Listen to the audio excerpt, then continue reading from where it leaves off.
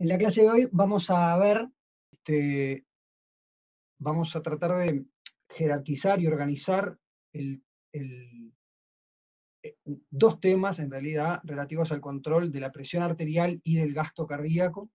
Esos son, la clase de hoy tiene como objetivo delinear o establecer algunos de los, eh, el esquema general de lo que pretendemos que conozcan en este curso respecto del control de la mecánica, de la actividad cardíaca y de la función del corazón como bomba y de la presión arterial, que está especificado y tratado en los capítulos correspondientes del Tratado de Fisiología de Guyton. Es la mejor referencia para estudiar. Recuerden que nosotros la clase pasada definimos gasto cardíaco, definimos gasto cardíaco como el producto del volumen de eyección sistólico y la frecuencia cardíaca. Decimos que el gasto cardíaco o el volumen minuto cardíaco es el producto entonces del volumen dado por el ventrículo, por el corazón, en cada ciclo multiplicado por el número de ciclos que ocurren en la unidad de tiempo. Y habíamos considerado en la clase anterior a través de algunos problemas y en la clase anterior a esa a través del abordaje más de tipo teórico, cuáles eran los determinantes primarios del gasto cardíaco. Y estos determinantes eran determinantes que podríamos considerar como determinantes intrínsecos, es decir, aspectos que están vinculados a la mecánica del miocardio y a los aspectos que pautan la mecánica del miocardio. Entonces, ustedes recordarán que como determinantes del volumen de eyección sistólico, nosotros consideramos como determinantes primarios del volumen de eyección sistólico a estos parámetros que aparecen listados por acá. La precarga, recuerden que a través del mecanismo de Frank y Starling para el corazón, la ley de Starling para el corazón, resultaba en un importante determinante del volumen de eyección sistólico. Recuerden que la precarga la consideramos, hacemos una lectura de la precarga a través del volumen diastólico final. Estrictamente la definición de precarga es la de una tensión parietal, pero la forma de estimarla experimentalmente, digamos, es a través de la estimación del volumen diastólico. El estado inotrópico, otro determinante primario del volumen de eyección sistólico, es la contractilidad o estado inotrópico. Recuerden que era una medida de la capacidad inherente al miocardio para el desarrollo de tensión, en ausencia de la modificación de otros parámetros. La poscarga, que es la presión contra la que debe desarrollarse la eyección ventricular, y que como estimativo de la poscarga podíamos considerar a la presión arterial o la presión aórtica contra la que se eyecta el volumen minuto. Y si bien la frecuencia cardíaca nosotros la consideramos como otro término para el producto frecuencia por volumen para obtener el gasto, existe una relación de la frecuencia y el volumen tal que es que la frecuencia pauta intrínsecamente al volumen de eyección sistólico. Recuerdan que habíamos mencionado el mecanismo, habíamos visto al considerar la fisiología del músculo cardíaco, el fenómeno de la escalera de Bowditch, que es un fenómeno calcio dependiente que depende de la acumulación de calcio residual en el cardiomiocito, que se incrementa por efecto del incremento de la frecuencia cardíaca. Esto tiene un efecto de la frecuencia, o genera un efecto entonces de la frecuencia sobre el volumen de eyección sistólico. Recuerden que la precarga estaba en última instancia determinada por un conjunto sucedáneo de fenómenos, tales como la presión de llenado, o el tiempo de llenado, o la compliance ventricular. Habíamos visto ejemplos de modificaciones de la compliance ventricular, cómo esto impactaba sobre el estado final de la diástole, o el volumen diastólico final. Recuerden que por compliance entendemos a la distensibilidad pulmonar, y es la relación entre el volumen y la presión pulmonar. y creo que dije pulmonar, pero es un vicio, es la relación entre el volumen y la presión ventricular. Recuerden que esencialmente si la compliance o la distensibilidad se incrementa, significa que presiones de llenado menores son capaces de provocar volúmenes diastólicos finales mayores. Estos parámetros, en última instancia, están determinados por otros dos, que son el volumen circulante eficaz y la compliance venosa, interrelacionados además entre ellos, y los mismos están en última instancia determinados por el control a mediano y largo plazo del volumen del plasma a través del manejo renal del sodio y del agua.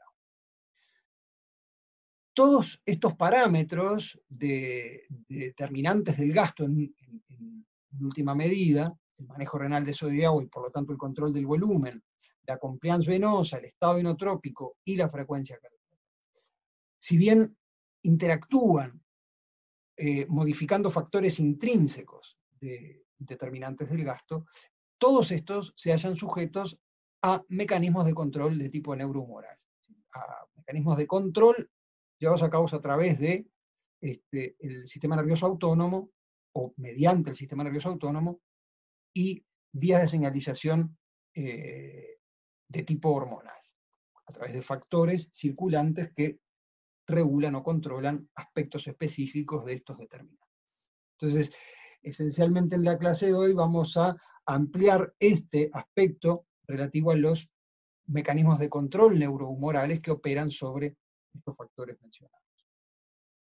En el esquema que se muestra en esta figura se representa esencialmente la organización de los centros neurales implicados en el control cardiovascular, sobre todo en aquel control que referimos como de corto plazo de la función cardíaca y circulatoria, centros neurales, sus respectivas vías aferentes y eferentes, y la localización de los receptores periféricos.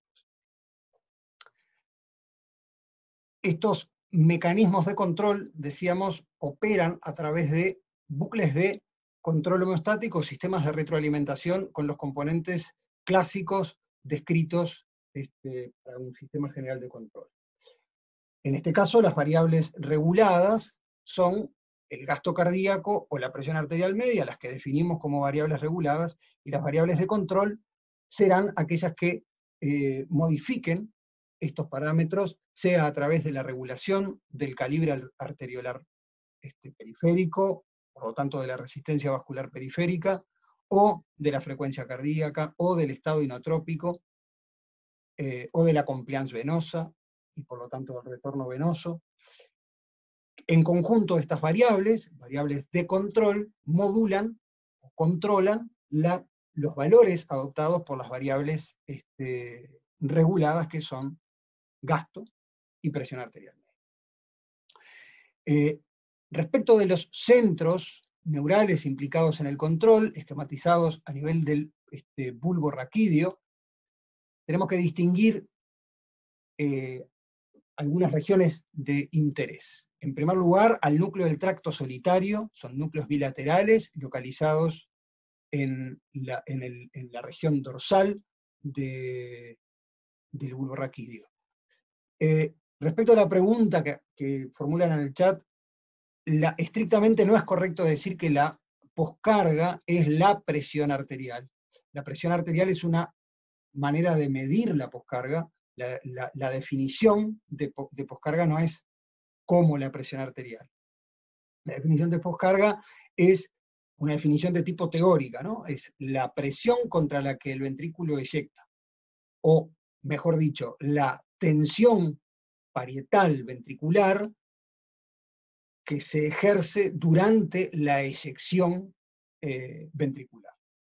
Pero como tú estrictamente no puedes medir esa tensión parietal durante la fase eyectiva, pero sí puedes medir la presión arterial o la presión aórtica a través de la colocación de un transductor de presión, pues estimar la poscarga a partir de la presión en el callado aórtico.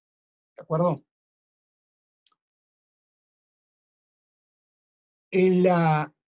Decíamos, como centro neural, como primer centro neural a considerar, debemos definir el núcleo del tracto solitario. El núcleo del tracto solitario son aquellos núcleos sobre los que la información aferente, ¿sí?, entregada a los centros neurales a través de los nervios noveno y décimo par, proyectan sobre estos núcleos. Son estrictamente estaciones de relevo para esta vía de control reflejo, para las vías de control reflejo, son una estación de relevo desde las que interneuronas proyectan a otras dos regiones, agrupadas como se muestra sobre la derecha de la figura. Por allí aparecen el núcleo motor dorsal del nervio vago y el núcleo ambiguo, pero para nosotros será suficiente con que ustedes la definan a esa región como el área cardioinhibidora o el área cardiosupresora, ¿sí?, como primer componente, efector, como el inicio de la vía eferente para el bucle de control. Y en segundo lugar, un área localizado en la región más ventral del bulbo raquídeo, que es el área vasomotora o vasopresora, o cardiopresora. ¿Sí? O sea que hay una región cardioinhibidora y una región cardiopresora o vasomotora, ¿sí?, localizadas en el bulbo raquídeo. Y estos componentes del centro neural, de la estructura nerviosa central, son los componentes entonces que operan a modo de comparador central, generando la señal de error y operando a través de la vía eferente sobre los diferentes efectores que regulan, en última instancia, a las variables de control que mencionábamos antes. ¿Sí? Mencionamos a la vía aferente, también allí aparecen esquematizados los componentes de las dos ramas eferentes del sistema nervioso autónomo, es decir, a las neuronas preganglionares del sistema nervioso parasimpático y del sistema nervioso simpático. Que por aquí tienen una leyenda donde se especifican los códigos de colores utilizados para la representación. Repasen, al mirar este esquema, la organización del sistema nervioso, de las vías eferentes del sistema nervioso autónomo. Recuerden la distribución de las neuronas preganglionares del sistema nervioso simpático y del parasimpático. Recuerden que existe una organización topográfica específica de estas neuronas preganglionares dentro del neuroeje. Es decir, el sistema nervioso, las neuronas preganglionares del sistema nervioso parasimpático, recuerden que tienen distribución que se refiere como cráneo-sacra, es decir, que los centros de los núcleos parasimpáticos, donde están localizados los somas de las neuronas preganglionares, están localizados en el tronco encefálico o en la médula sacra. Y el sistema nervioso simpático, por el contrario, tiene una distribución en regiones intermedias de la médula espinal, ¿sí? Que es toracolumbar. Entonces, ven aquí que la neurona originada, cuyo soma está localizado en el área vasopresora, por ejemplo, es una interneurona que proyecta sobre los somas de las neuronas preganglionares simpáticas, ¿sí? Localizadas en la médula espinal, en la asta intermedia lateral de la médula espinal. Y ahí tienen una figura que les permite repasar esa importante diferencia estructural del componente eferente del sistema nervioso autónomo. Y desde entonces estas neuronas preganglionares, los axones proyectan sobre los respectivos ganglios, las cadenas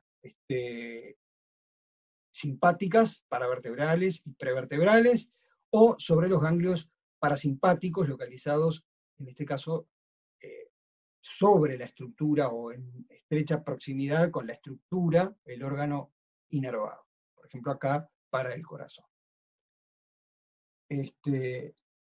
la distribución de estas vías eferentes, entonces acá esencialmente se muestran tres de los principales componentes, que son el corazón en sí mismo, los vasos y la glándula suprarrenal, ¿sí? Específicamente la médula adrenal, o el sector medular de la glándula suprarrenal, recibe inervación preganglionar y opera, desde el punto de vista organizativo, como entonces un ganglio simpático, cuyas neuronas, en vez de proyectar sobre tejidos blancos, liberan a la circulación adrenalina como efector, como neurotransmisor. Pero en este caso no corresponde a un verdadero neurotransmisor, sino que es una hormona, la epinefrina. Este esquema es muy importante para ustedes, yo les recomiendo que lo repasen, que lo miren con detenimiento, que vuelvan sobre él, que repasen el esquema de control, volviendo siempre a este esquema. Está bien simplificado y es muy claro, muy organizado.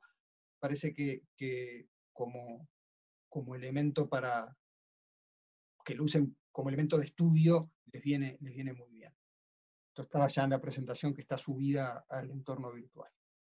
Y además acá se agregó en el esquema algunos de los principales receptores posinápticos de tipo muscarínico y adrenérgico, es decir, receptores polinérgicos y adrenérgicos o noradrenérgicos, presentes, los principales subtipos expresados en los órganos efectores del sistema cardiovascular.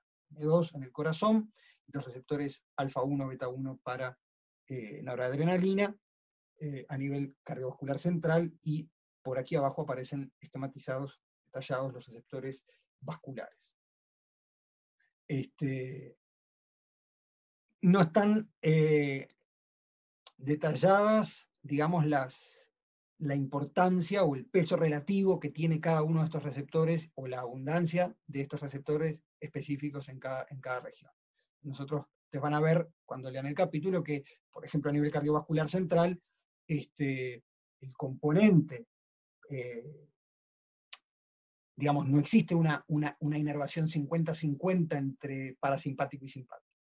Alguno de estos componentes tiene más peso sobre la inervación del órgano efector que otro. Lo van a encontrar específico. Así, lo mismo que a nivel cardiovascular, o más aún a nivel vascular periférico, donde van a encontrar que la inervación parasimpática tiene relativamente poca importancia desde el punto de vista funcional, y existe en cambio una predominancia de los efectos o del control sobre la actividad tónica, simpática a nivel arteriolar.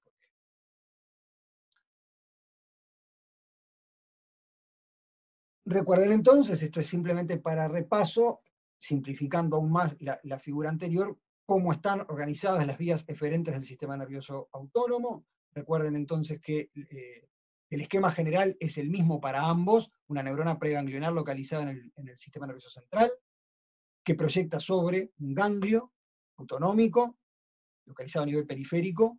La proximidad del ganglio al neuroeje depende de cuál subdivisión estemos considerando. Recuerden que el neurotransmisor de la transmisión ganglionar es acetilcolina para ambas subdivisiones, pero que el fenotipo neurotransmisor se modifica, o difiere, mejor dicho, entre el simpático y el parasimpático a nivel postganglionar efector. ¿De acuerdo? Este es un esquemita simplemente para el repaso de esa organización.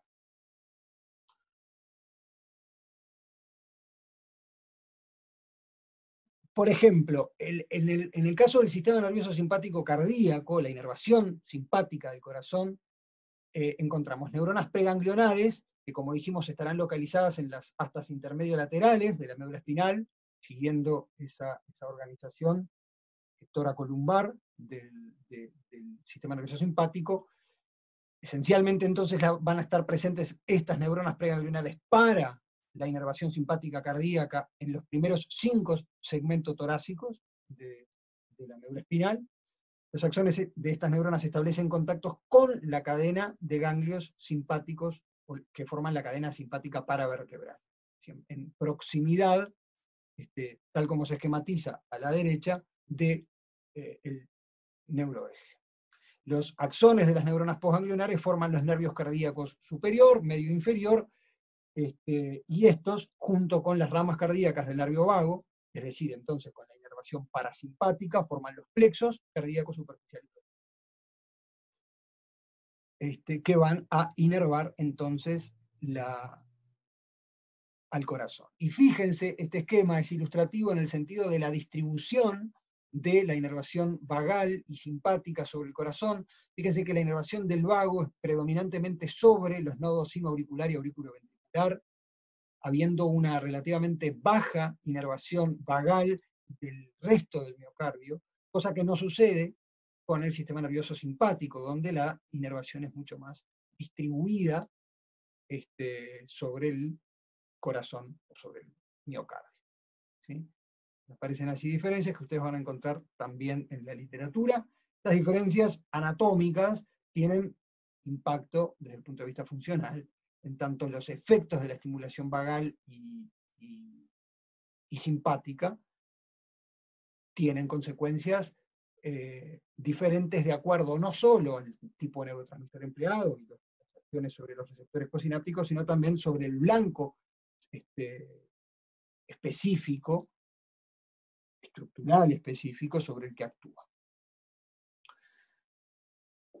Un importante nodo común de acción de los, nodo común en el sentido de que en última instancia los efectos sobre la actividad miocárdica, siempre refiriéndonos a los efectos centrales de la inervación autonómica, depende del control, ¿sí? Del control de una vía común de segundo mensajero, que es la dependiente de la adenilato ciclasa, la formación de AMP cíclico, la fosforilación de la PKA, como segundo mensajero para la fosforilación de canales de calcio, tanto de membrana como el control de la actividad calcio ATPasa en el retículo sarcoplasmático, y por lo tanto, en última instancia, la inervación autonómica tiene un importante efecto sobre la dinámica intracelular de calcio en el cardiomiocito, regulando, por un lado, mediante la actividad de proteínas G acopladas al receptor muscarínico de tipo inhibidora sobre la actividad de anhidriato ciclasa, o la modulación positiva de la proteína G estimuladora de la anhidriato ciclasa acoplada a receptores de tipo beta adrenérgico, por lo tanto, blanco postsináptico de la noradrenalina liberada por las neuronas postganglionares simpáticas. Y entonces, la vía de adenilato ciclasa y de proteínquinasa A es como una vía común, un nodo común sujeta a un push-pull simpático, parasimpático, que en última instancia controla la dinámica del calcio intracelular en los cardiomiocitos, tanto a nivel de las estructuras marcapaso como del miocardio contráctil. Entonces, el AMP cíclico activa la proteínquinasa A, la cual fosforila proteínas clave que explican los principales efectos fisiológicos de la activación simpática. Entonces, estos efectos, de acuerdo a la terminología que ya hemos introducido, los podemos agrupar o simplemente categorizar como efectos cronotrópicos positivos, lucitrópicos positivos, dromotrópicos positivos e inotrópicos positivos. ¿Qué es un efecto cronotrópico positivo? ¿Quién me dice que es un efecto cronotrópico positivo? Mientras yo caigo en la infusión.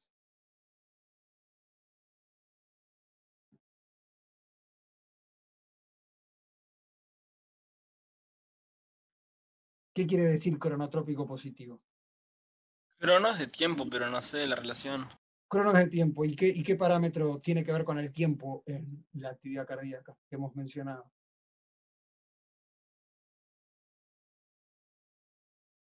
¿En ¿No qué, son las que en qué aceleran el ritmo componente? cardíaco? ¿No son las que aceleran el ritmo cardíaco? Claro, frecuencia cardíaca, ¿no? Un efecto cronotrópico positivo es un efecto de incremento de la frecuencia cardíaca. Un efecto cronotrópico negativo es un efecto de reducción de la frecuencia cardíaca. ¿Sí? ¿Qué era un efecto inotrópico positivo?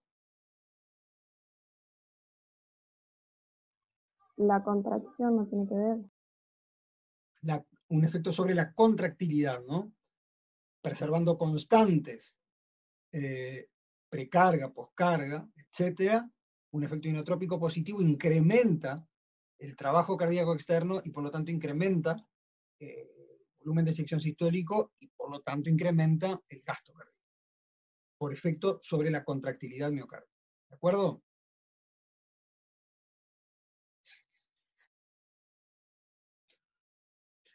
Bueno, esto que acabamos de ver hasta acá son algunas generalidades respecto del control esencialmente neural de la actividad cardíaca, poniendo centralmente entonces al control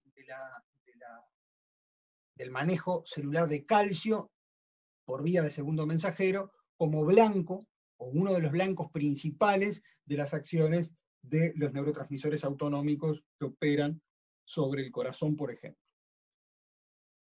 Ahora vamos vamos a plantear un esquema para el estudio del control de la presión arterial, ¿sí?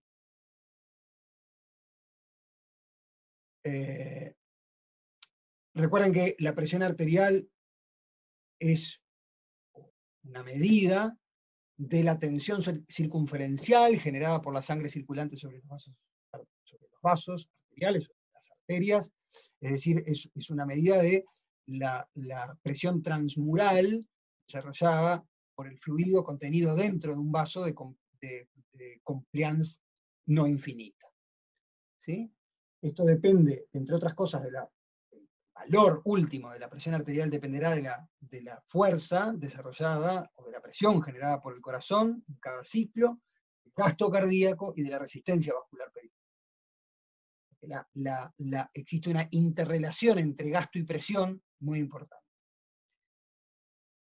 Desde el punto de vista fisiológico, el interés en la comprensión de los mecanismos que regulan la presión arterial es tal porque, en última instancia, la presión arterial es el determinante de la presión de perfusión de los tejidos.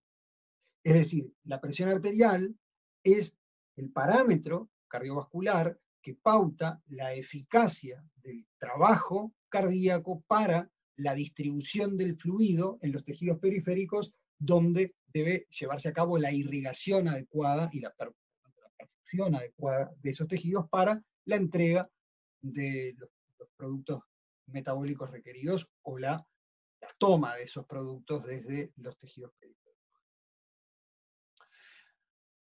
Para recordar nada más, recuerden que los determinantes de las diferencias de presión en el aparato circulatorio eran los que habíamos mencionado en las clases anteriores: la presión hidrostática debida a la posición que adopte el sujeto, generando diferencias de altura entre puntos distintos del árbol circulatorio; la compliance vascular o la distensibilidad vascular, es decir,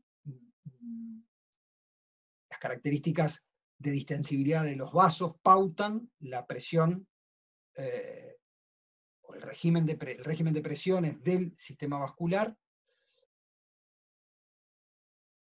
la resistencia viscosa al flujo, de acuerdo a la ecuación de Poiseuille que habíamos mencionado, y la viscosidad sanguínea como parámetro incluido dentro de la resistencia viscosa al flujo en la ecuación de Poiseuille. Habíamos considerado también como determinante de las caídas de presión las diferencias en los diámetros o en los radios vasculares por efecto Bernoulli. Y en este gráfico lo que se presenta es el perfil de presiones o de presión diferencial medida a lo largo del sistema vascular, iniciando a la izquierda por el ventrículo izquierdo para finalizar por el ventrículo derecho en la figura.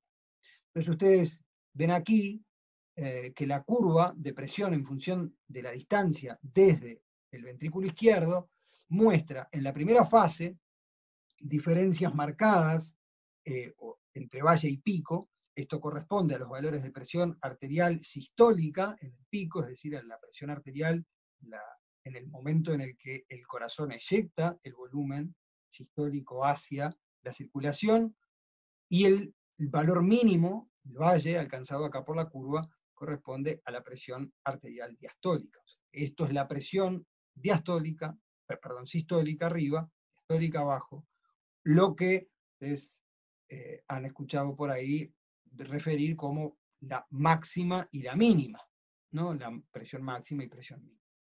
Justamente esto es presión sistólica y presión diastólica. El intervalo entre picos, si esto lo representáramos en el eje del tiempo, el intervalo entre picos correspondería al intervalo o a la duración del ciclo cardíaco completo. Fíjense que la diferencia entre presión sistólica y diastólica se reduce sensiblemente cuando nos retiramos del ventrículo y nos vamos acercando al componente arteriolar, ¿sí? Allí aparece una reducción en primera instancia de la diferencia de la medida diferencial de presión, y luego ustedes empiezan a notar allí una caída no solo de la diferencia, sino que además se reduce la presión sistólica. Cuando nos vamos más allá de las arteriolas, fíjense que la existencia de una presión pulsátil desaparece. Si la presión, el flujo o el régimen de presiones deja de ser pulsátil para caer hacia los valores mínimos en la aurícula derecha. Pero aquí es importante señalar entonces que en la microcirculación, la región correspondiente a los capilares, no existe un régimen pulsátil como sí ocurre en los grandes vasos, ¿sí? Sino que la presión adopta un valor constante en la microcirculación, es decir, más allá de las arterias. La diferencia entre los valores de presión arterial, sistólica y diastólica recibe el nombre de presión de pulso, ¿sí? Acá se muestra la presión en función del tiempo para un ciclo cardíaco completo.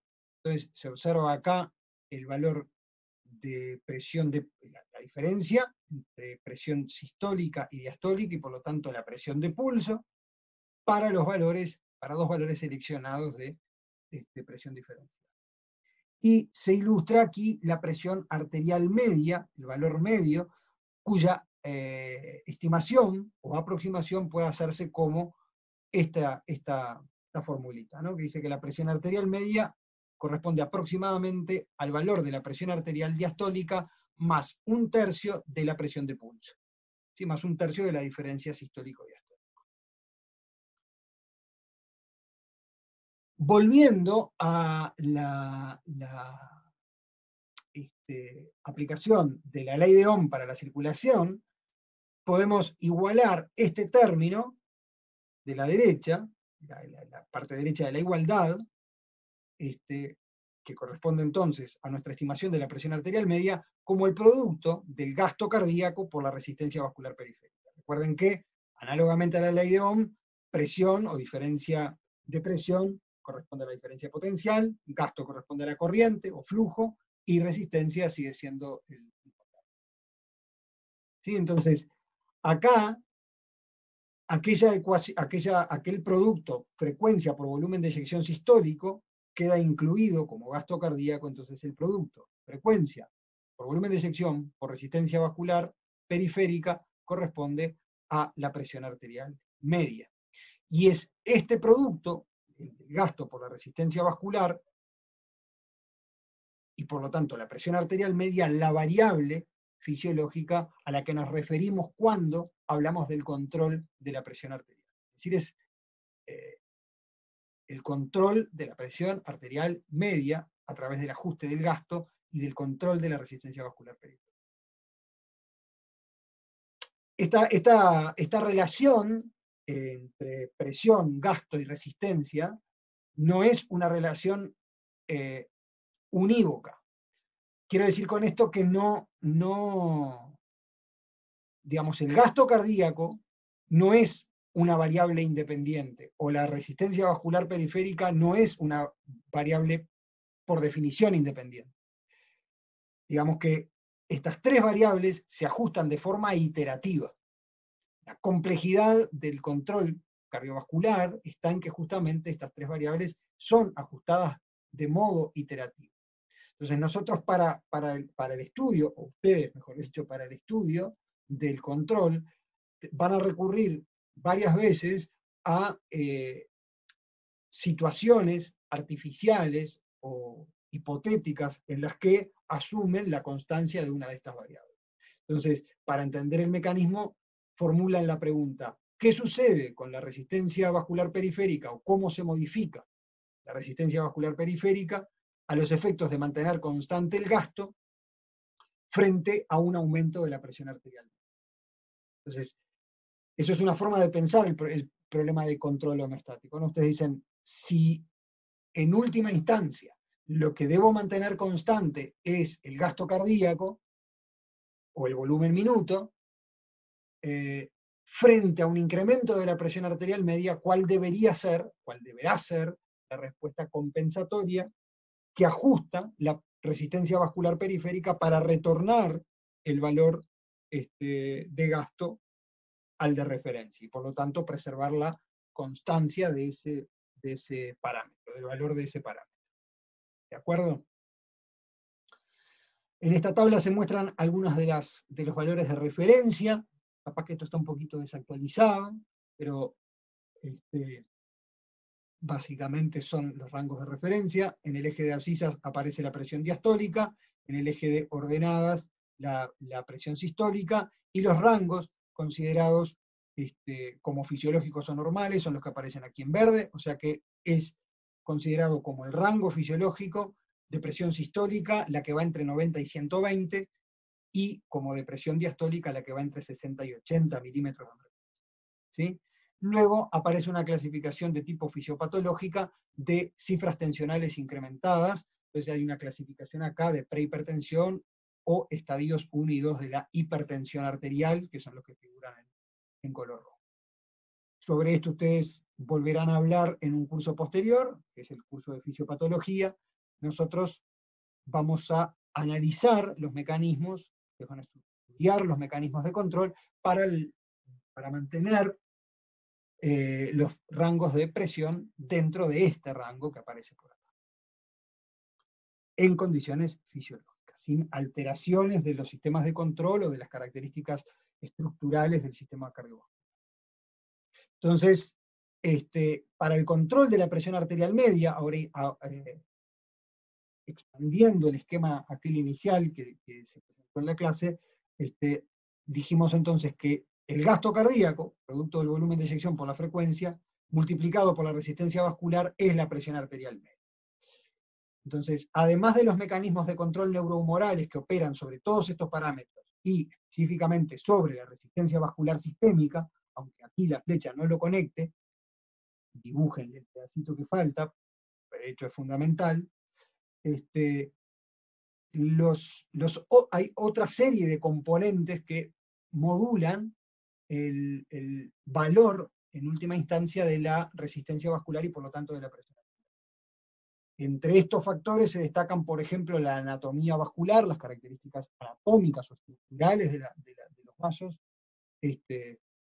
Me refiero por esto a, por ejemplo, cambios constitutivos en la rigidez de la pared arterial que se van dando durante el envejecimiento. Cambios en el sitio donde la rigidez arterial se incrementa en función de la distancia del sistema vascular medida desde el corazón. Por ejemplo, el calibre arterial o el calibre arteriolar periférico, como se va modificando como consecuencia de procesos fisiopatológicos. O factores vasculares y tisulares, es decir, factores humorales secretados por el endotelio, ¿sí? Vascular, que regulan la resistencia vascular, o factores tisulares, factores que son producidos por el tejido perfundido, por el tejido que rodea el vaso, y que operan sobre el vaso ajustando el calibre arteriolar. Un ejemplo muy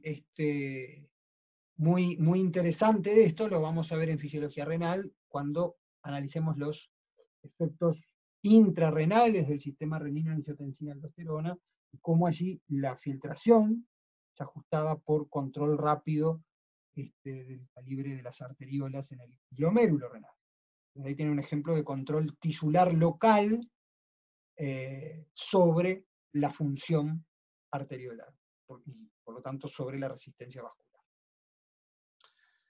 Nosotros vamos en la clase, lo que vamos a ver con un poquito de detalle, como esquema para que ustedes vayan a estudiar, son los mecanismos de control neurohumoral rápido de la presión arterial media y alguna referencia a los mecanismos de mediano y largo plazo. Nos referimos a mecanismos de control de corto plazo, aquellos que operan en escalas reducidas de tiempo, en el orden de los segundos a minutos, haciendo ajustes rápidos de la presión arterial en respuesta a cambios que pueden originarse, por ejemplo, en modificaciones de la postura.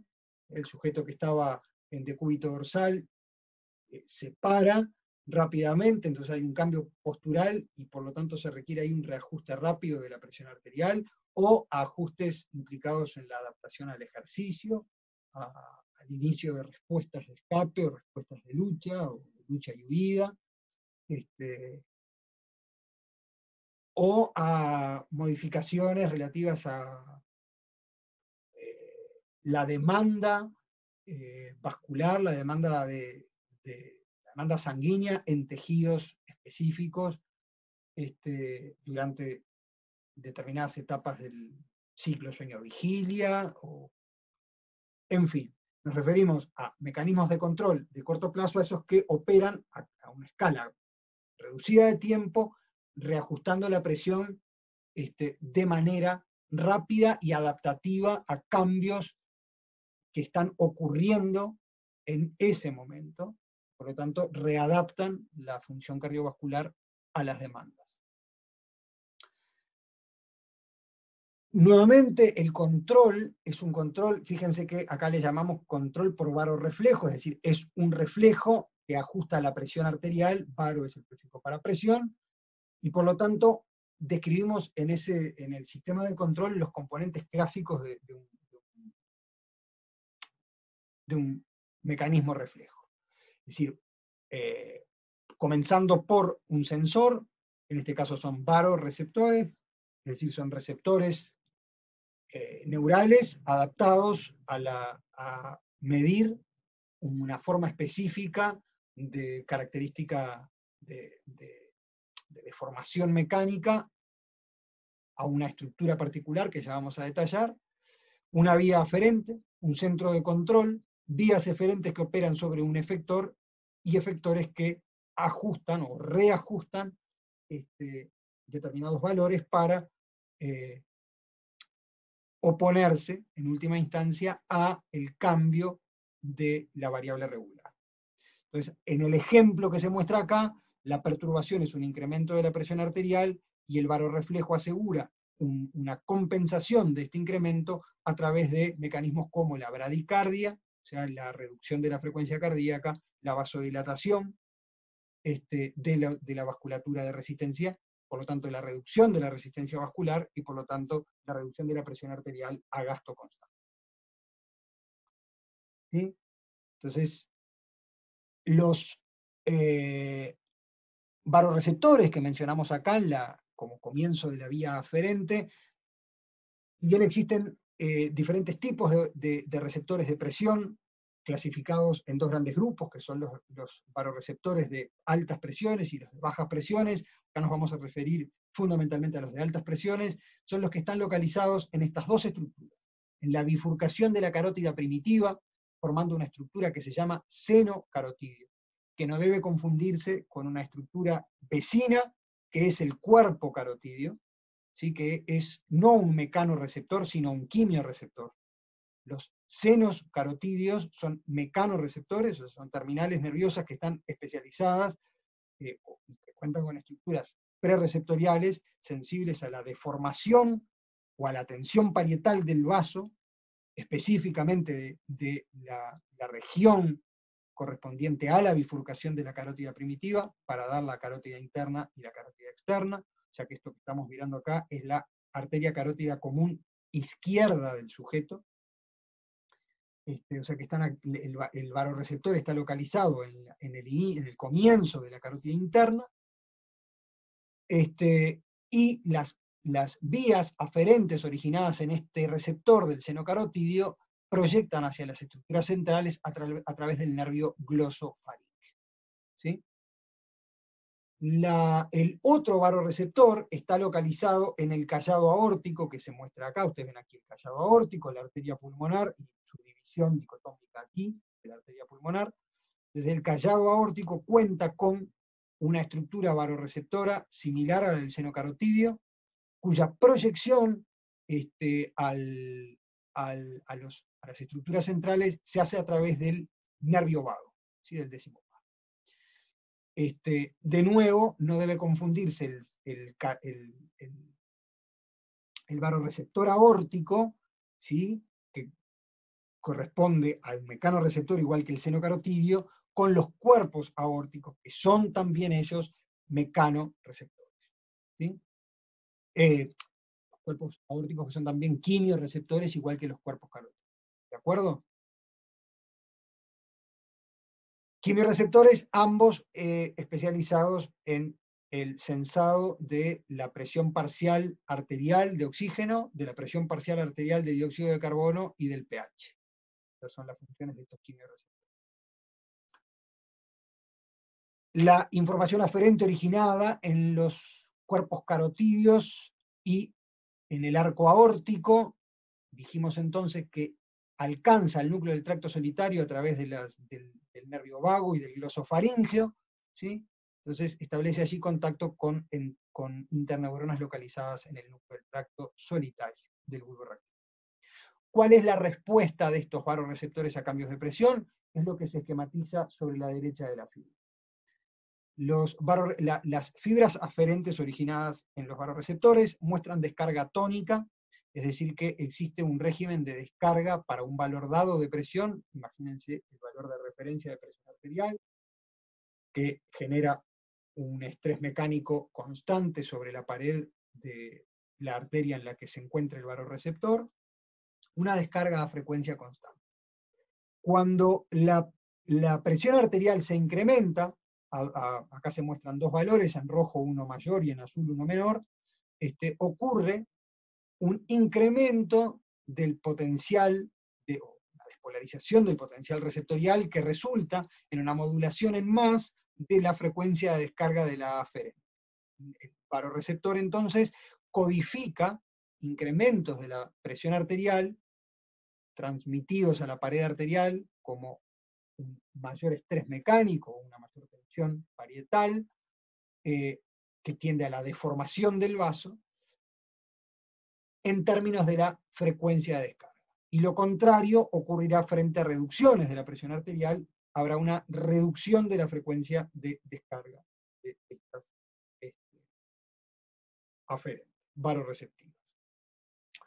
Entonces, la descarga tónica es modulada en un sentido o en otro por cambios en igual sentido de la presión arterial, y por lo tanto el efecto a nivel central es reducir o incrementar la transmisión o la transmisión sináptica, digamos, a las interneuronas del núcleo del tracto solitario. Es decir, incrementar o reducir la excitación de las interneuronas del núcleo del tracto solitario. El núcleo del tracto solitario da origen a dos tipos de interneuronas, que son interneuronas inhibidoras, que proyectan sobre el área vasomotora, ¿sí? Desde la que, como se muestra acá, se originan las interneuronas que proyectan sobre hasta intermedio lateral de la médula espinal y por lo tanto controlan la actividad de las eferentes simpáticas preganglionares originadas allí. Entonces, fíjense que conociendo este esquema y conociendo los signos de los contactos sinápticos de esta simplificación, es posible predecir rápidamente cuál es el efecto de un incremento de la presión arterial registrado o censado a nivel del varoreceptor. Ustedes tienen que un incremento acá de la presión arterial produce un incremento de la frecuencia de descarga, por lo tanto la excitabilidad, dado que estos contactos son excitadores, la excitabilidad de las interneuronas se incrementa. Y como consecuencia, fíjense que esta neurona es inhibidora, ocurre una inhibición de la interneurona del área vasomotora.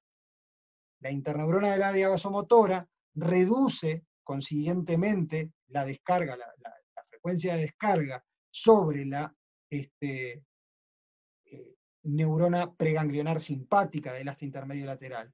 Como consecuencia, la actividad simpática ganglionar se reduce y como consecuencia la actividad postganglionar de la eferente simpática se reduce. Por lo tanto, un incremento de la presión arterial tiene como consecuencia una inhibición de la actividad simpática sobre el corazón y sobre los vasos sanguíneos. Y como mencionamos antes, y como ustedes van a ver en el capítulo, la actividad tónica simpática sobre el corazón y los vasos tiene efectos que son, dijimos, cronotrópico positivo, lucitrópico positivo, inotrópico positivo, sobre el corazón. Todos estos mecanismos tienden a incrementar el gasto y por lo tanto a incrementar la presión arterial. Y a su vez tiene un efecto, tal como lo dice el nombre del área, vasopresora o vasomotora, que genera la constricción arteriolar, la reducción del calibre arteriolar, y por lo tanto aumenta la resistencia vascular periférica. De modo, y recuerden entonces que si se aumenta la resistencia vascular, se incrementa la presión arterial media, de acuerdo a lo que mencionamos antes. Entonces, cuando la presión arterial se incrementa y es detectada a este nivel, ocurre una supresión de la actividad simpática sobre el corazón y los vasos sanguíneos, que en última instancia tiende a reducir el gasto y a reducir la resistencia, y por lo tanto tiende a reducir la presión arterial media.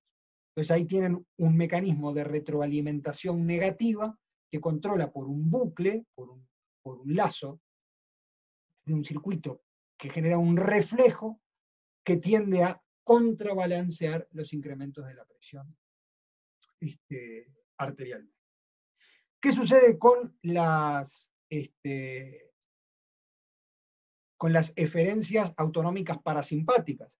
Bueno, acá vemos que las interneuronas originadas en el núcleo del tracto solitario proyectan sobre los núcleos de origen de las neuronas preganglionares parasimpáticas.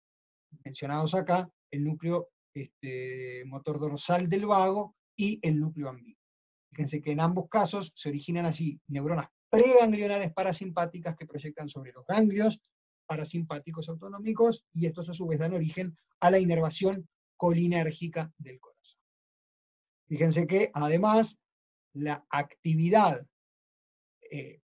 digamos, cuando nuevamente se produce un incremento de la presión arterial acá, detectado acá, la frecuencia de descarga de estas aferentes se incrementará, la excitabilidad de las interneuronas excitadoras del núcleo del tracto solitario se incrementará, y por lo tanto la excitabilidad de las neuronas preganglionares parasimpáticas también. Consecuentemente, dado que la transmisión acá también es excitadora, lo harán las postganglionares, y por lo tanto se incrementará en última instancia la liberación de acetilcolina. Y recuerden que los efectos colinérgicos a nivel cardiovascular central son supresores del gasto, tienden a reducir el gasto, y son cronotrópicos negativos, inotrópicos negativos, y por lo tanto reducen el gasto. Y en menor medida, Y estos efectos tienen lugar esencialmente por la acción colinérgica mediada por receptores de tipo M2, muscarínico de tipo 2, o sea, receptor metabotrópico, ¿no?, de acetilcolina.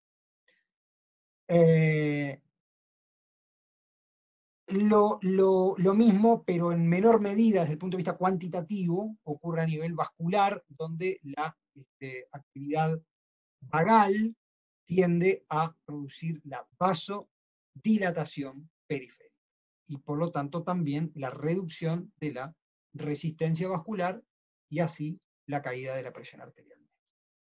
¿De acuerdo? Por último, también hay un efecto allí dependiente del control de los niveles circulantes de adrenalina de origen suprarrenal, de origen adrenal. Siguiendo el mismo esquema, la activación de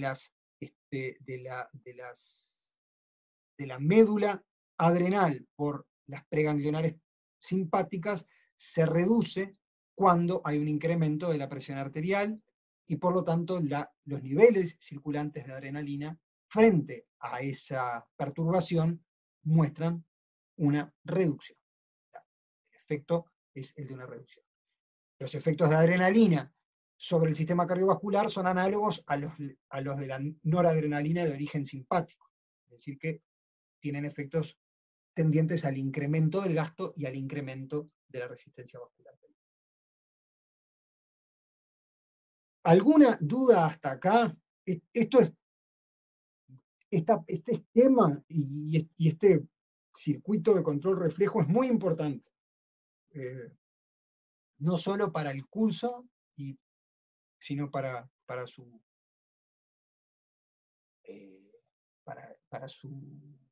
posterior etapa académica en los cursos siguientes de fisiopatología, por ejemplo.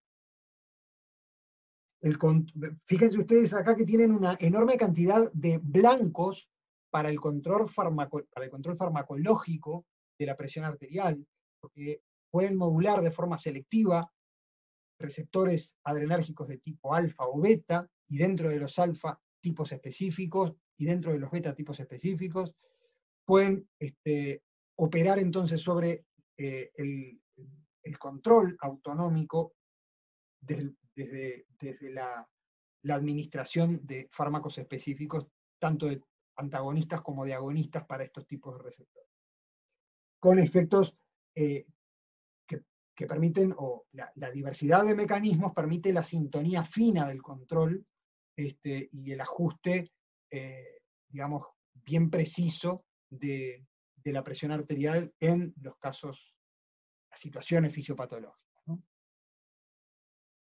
Al subir la presión, la vía parasimpática y simpática producen el mismo efecto, o sea, reducir el gasto. Claro, sí, exacto. Pero lo hacen exactamente por mecanismos opuestos, ¿no? La reducción del gasto dependiente de la actividad simpática resulta de la reducción de la actividad simpática.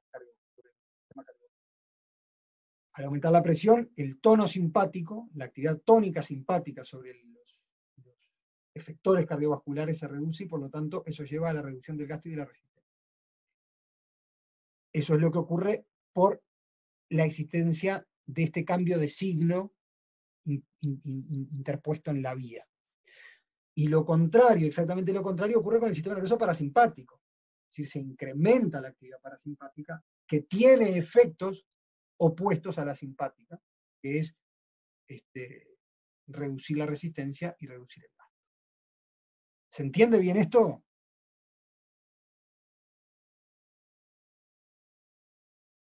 Perfecto.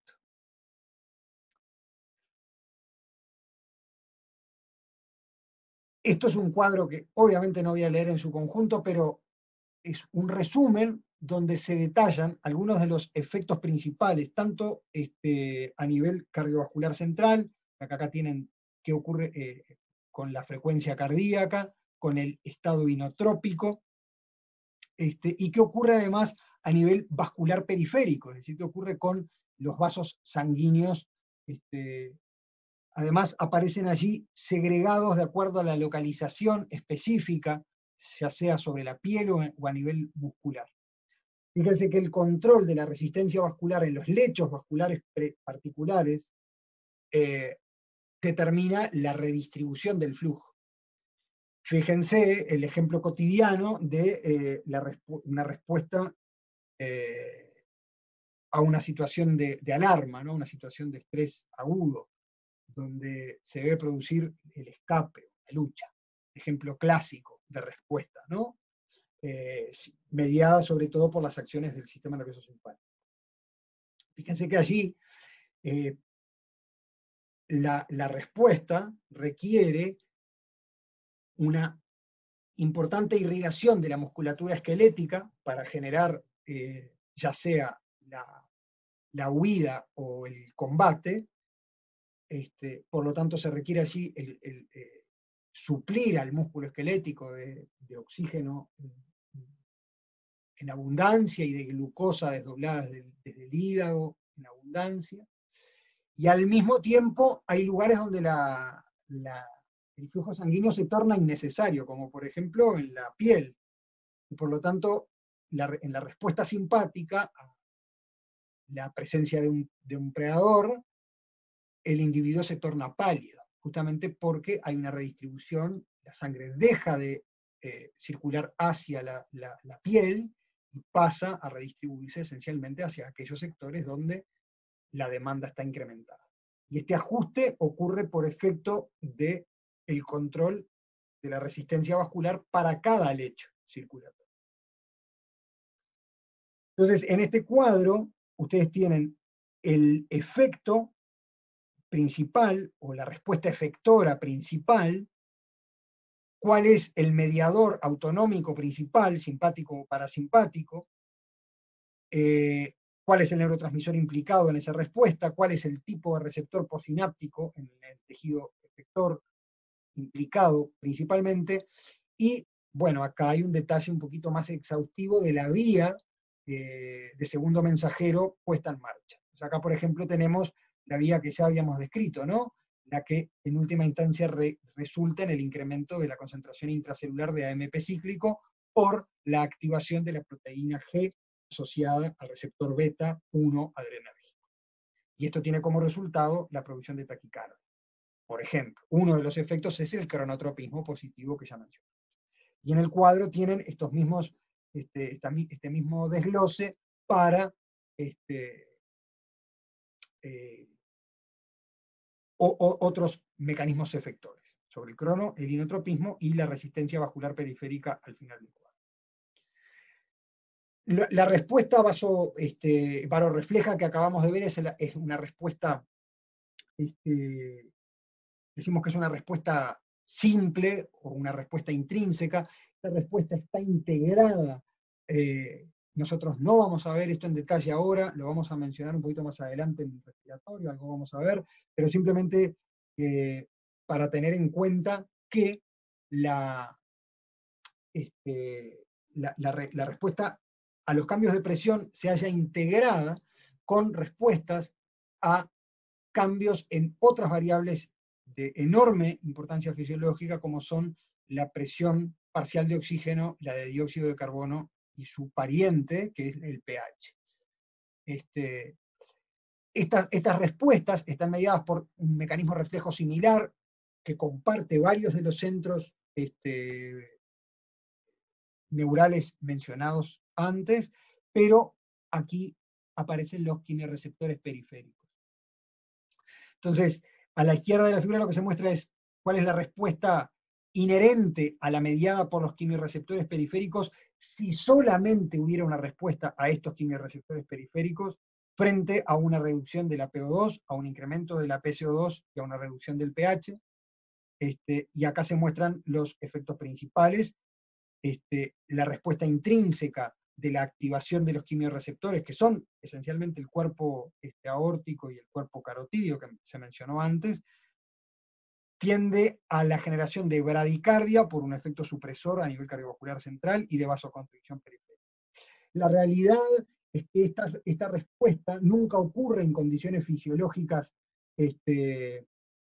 tal como aparece esquematizada acá. La respuesta fisiológica es la que aparece a la derecha, frente a la misma anoxa, frente a la hipoxia o a la reducción de la presión parcial de oxígeno, el resultado final, integrando la actividad de los quimioreceptores con incrementos en primera instancia de la ventilación pulmonar, que luego vamos a ver, los efectos mediados por quimioreceptores centrales, de estructuras localizadas, los llamados órganos paracircunventriculares en el sistema nervioso central, y respuestas como reflejos mediados por el estiramiento pulmonar, dependiente de mecanorreceptores pulmonares, esa respuesta mucho más compleja que integra otras estructuras, tiene como consecuencia en última instancia un incremento de la frecuencia cardíaca como respuesta principal. Es decir, la respuesta fisiológica global a una reducción de la presión parcial de oxígeno es la taquicardia. Si se bloquean o se inhiben experimentalmente todos los otros mecanismos que están integrados en esta respuesta y se libra la respuesta cardiovascular solamente a la activación de los quimioreceptores del cuerpo carotídeo y del cuerpo aórtico, la respuesta es la que aparece a la izquierda. Pero en condiciones fisiológicas, la respuesta es la taquicardia. Es decir, que además de la presión arterial media, un segundo parámetro que controla la frecuencia cardíaca en condiciones fisiológicas es la presión parcial de oxígeno. Entonces, las respuestas a presión arterial y presión parcial del gas en sangre ocurren como respuestas integradas muy complejas que ajustan rápidamente la resistencia vascular y la frecuencia cardíaca como elementos primarios. Esto es lo que se muestra en el esquema de la derecha. Entonces, en suma, la presión arterial está ajustada por el gasto cardíaco y la resistencia vascular sistémica, ambos parámetros sujetos a mecanismos de control neurohumoral rápido, dependientes de un sistema barorreflejo y complementariamente por un sistema que opera en función de los cambios en la presión parcial de oxígeno y del pH plasmático. Sí, pero estas respuestas tienen más que ver con el control de la ventilación que de la presión arterial y del gasto, entonces tienen un peso secundario en el control de la presión arterial. ¿De acuerdo? Otros dos sistemas que operan en el control de la presión arterial son los sistemas que operan a largo plazo. Son el sistema renina-angiotensina-aldosterona y el balance de sodio y agua. Balance de sodio y agua esencialmente setea el valor de la volemia y por lo tanto es un mecanismo de control a mediano y largo plazo, más bien a largo plazo. El sistema renina-angiotensina-aldosterona tiene impactos más de mediano plazo a través de las acciones de la angiotensina 2, que es este componente representado por la primera A de la sigla, y efectos a largo plazo, mediados por la aldosterona, que tienen que ver con el manejo renal de sodio y de potasio. La aldosterona es un modulador, una hormona importante para la regulación del balance renal de sodio y potasio, que vamos a volver a mencionar en el módulo de fisiología renal. Entonces, simplemente lo traemos porque es importante considerar que ajustes de escalas temporales medias y de mayor plazo dependen no ya del barorreflejo, muy adecuado para el control a corto plazo, sino de la afectación de estos otros sistemas.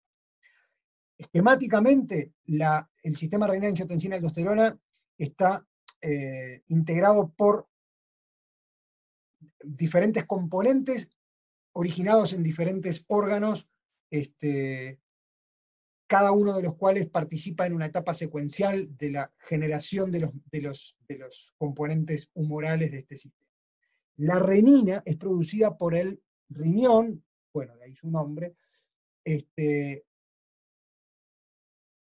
en respuesta a diferentes perturbaciones que tienen que ver o bien con el balance túbulo-glomerular de sodio o con la carga entregada de sodio a la nefrona distal, o con caídas, y acá es lo más importante en este contexto, con caídas en la presión de perfusión de la circulación del riñón. O sea, la presión de perfusión que irriga al riñón y por lo tanto que opera sobre el control del flujo plasmático renal y del filtrado glomerular.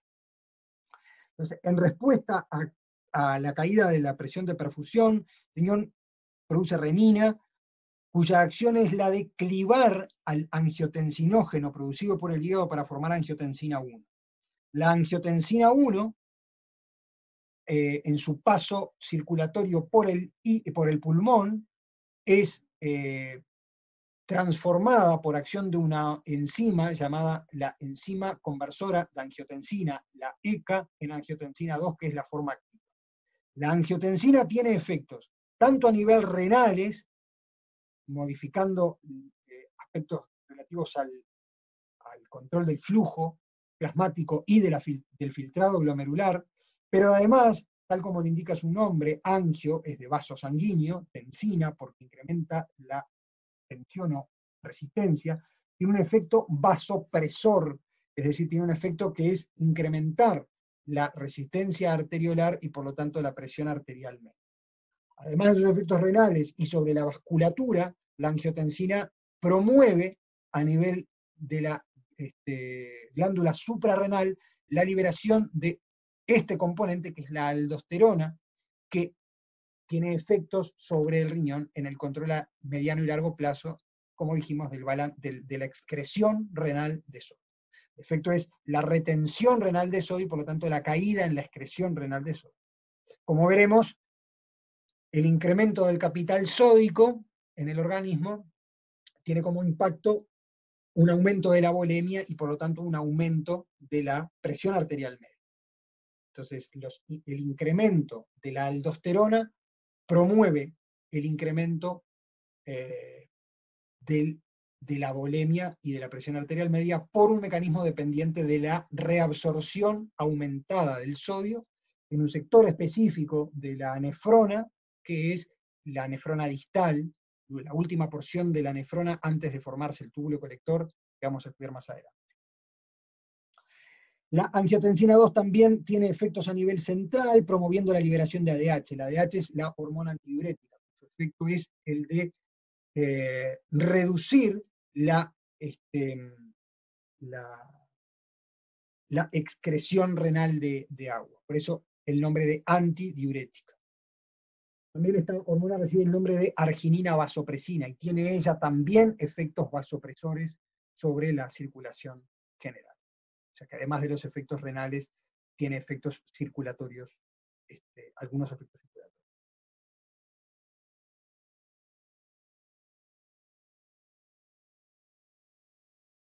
Entonces, en este esquema, ustedes tienen un ejemplo de una respuesta integrada a una caída de la presión arterial media, provocada, por ejemplo, por una hemorragia. Un individuo sufre una lesión vascular que determina la extravasación de un volumen considerable de sangre, por lo tanto hay una caída transitoria del volumen, de la volemia, del volumen plasmático total, volumen sanguíneo total, y como consecuencia una caída de la presión arterial. Entonces, acá tenemos, por un lado, fíjense que a nivel del seno carotídeo y del arco aórtico, ocurre, se detecta una caída de la presión arterial con la puesta en marcha de los mecanismos de ajustes rápidos que mencionamos hace un momento, ¿no? Es decir, todo lo opuesto al ejemplo que vimos en el caso anterior. Es decir, habrá acá un incremento de la actividad simpática y un incremento y una reducción de la actividad parasimpática sobre el corazón y los vasos. Además de los efectos vasculares del varorreflejo y de los cambios en la actividad de las aferentes simpáticas y parasimpáticas sobre el corazón y vasos, la actividad simpática también modula la producción de renina. Cuando se incrementa la actividad simpática, se incrementa la producción renal de renina. Otros mecanismos que ustedes van a entender un poquito más adelante es la detección en la caída de la carga de sodio por la mácula densa, una estructura especializada del riñón, y la actividad de los varoreceptores intrarrenales, tienen como consecuencia en último caso la producción de renina. Entonces, al incrementarse la actividad renal sobre la actividad simpática a nivel renal, tiene lugar directamente la promoción de la liberación de renina por el riñón y al mismo tiempo tiene lugar la constricción de las arteriolas glomerulares en el riñón. Eso produce una caída del flujo sanguíneo renal y de la tasa de filtrado. ¿Qué es lo que importa conceptualmente ahora de esto? Es que cuando cae el filtrado, cae el volumen máximo de orina que se puede producir. Entonces, de última, termina reduciéndose, a grandes rasgos, podríamos pensarlo así, termina ocurriendo una reducción de la diuresis, de la producción de orina, o sea, de la eliminación de agua. Por lo tanto, se favorece la preservación de agua por el riñón.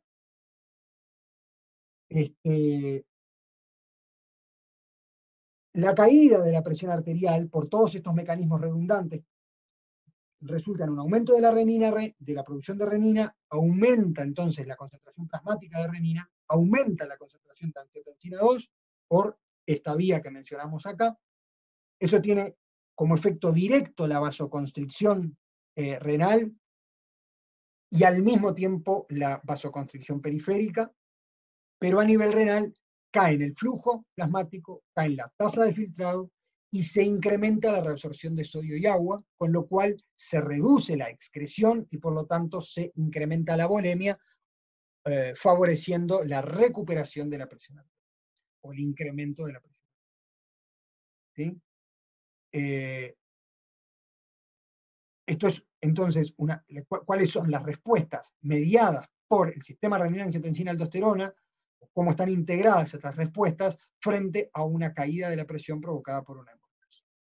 Acá hay un ejemplo que es lo contrario, queda para que lo miren con tranquilidad ustedes, pero sigue la misma lógica.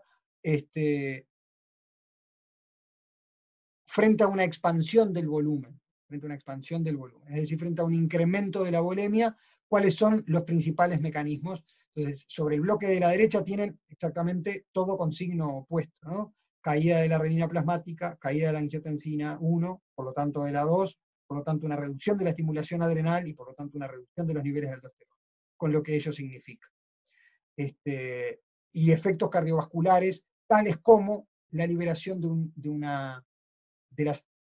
componente humoral, que hasta ahora no hemos mencionado, que es el péptido natriurético auricular. Las aurículas en el corazón tienen actividad endocrina. Por un mecanismo intrínseco de la pared, cuando la tensión parietal de la aurícula se incrementa, o sea que se sobredistiende la aurícula, el corazón libera a la circulación esta molécula de peptídica, que se llama péptido natriurético. Se llama natriurético porque promueve a nivel renal un mecanismo que se llama natriuresis, que es el incremento de la producción de orina por incremento de la excreción renal de sodio, y como consecuencia obliga al riñón a eliminar un volumen adicional de agua para contener a los osmoles perdidos de sodio. Entonces, cuando hay una expansión de volumen, además de los mecanismos varorreflejos, los mediados por la actividad simpática y el sistema renina-angiotensina-aldosterona, opuestos a aquellos, se produce un incremento de la liberación del péptido natriurético auricular, que tiene como consecuencia, entonces, aumentar la excreción renal de sodio y de agua. ¿Sí? Existe un pariente desde el punto de vista estructural del péptido natriurético, que es el péptido natriurético cerebral, el BNP, cuyos efectos a nivel central son la reducción de la ADH. Cuando se reducen los niveles de antidiurética, tiene también un efecto a nivel renal consistente en la reducción de la capacidad de concentrar la orina y por lo tanto se incrementa la pérdida de agua por la excreción. Acá hay una breve reseña de los péptidos natriuréticos, son hormonas liberadas por las paredes miocárdicas en respuesta a la distensión. El auricular es el que mencionamos primero, el ANP, y el BNP, que es el cerebral. Son, como dijimos, péptidos natriuréticos, aumentan la excreción renal de sodio y por lo tanto acuerdo a este mecanismo, tienen como último efecto la reducción de la presión arterial. Y tienen efectos vasculares directos que son vasodilatadores y por lo tanto también reducen la presión e inhiben, por otra vía, la secreción de renina, ya que por un conjunto, digamos, confluyente de mecanismos, el resultado mediado por estos péptidos es la reducción de la presión arterial.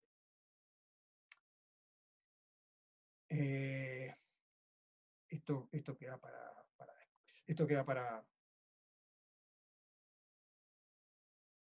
para la siguiente. Digo, queda para renal.